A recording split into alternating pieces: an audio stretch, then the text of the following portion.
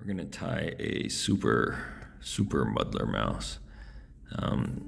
Under the spiral wraps of foam, we're gonna insert, this is a 4mm piece of foam that I shaped. I'll go over that a little bit more. We're gonna add a set of round rubber legs. I tried a pattern with 4 legs. It was too crazy. And then the other thing is a more pronounced, wider tail. I think that's what they're keying in on. I fished fairly tough conditions last week in a deep reservoir, and the largemouth bass were coming up, and I think it was because of the tail. And then we have some foam, a foam strip. I cut this one a little bit thinner. I want the spiral wraps to be tighter, and I'll go over that a little bit more too. And then we have hair for the head. Start by tying in the tail. This is the protective mat that I bought from the office supply store. It's synthetic, and I just melted it down, but I wanted a wider profile for the tail. Cut a slit into the 4mm body foam. It's tapered on both ends, less so up top, and then we're gonna glue that in, and then we'll squeeze it down. Got our rubber legs knotted. Make your dubbing loop. Tie in your thin foam strip. This is 2mm foam. Apply the glue to the thin strip of foam, not the body. And then the wraps don't have to be overlapping. They should be touching, but not overlapping so dramatically. Rotating your vise and just holding the strip of foam seems to work the best. Incorporate the legs. You're not going to tie them in. Essentially, they're going to be in between one of the wraps. There's super glue on the underside, and so super gluing the round rubber can sometimes disintegrate the rubber, so you don't want too much super glue on it.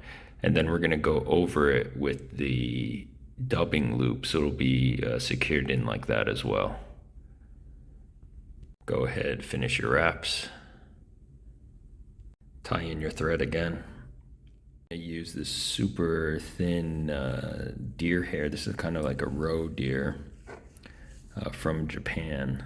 But basically we want to add guard hairs into our dubbing mix, and then we'll just use brown rabbit for the fluffy part. Insert your material into the dubbing loop using some tying wax on the thread. Makes this much easier. Spin it up.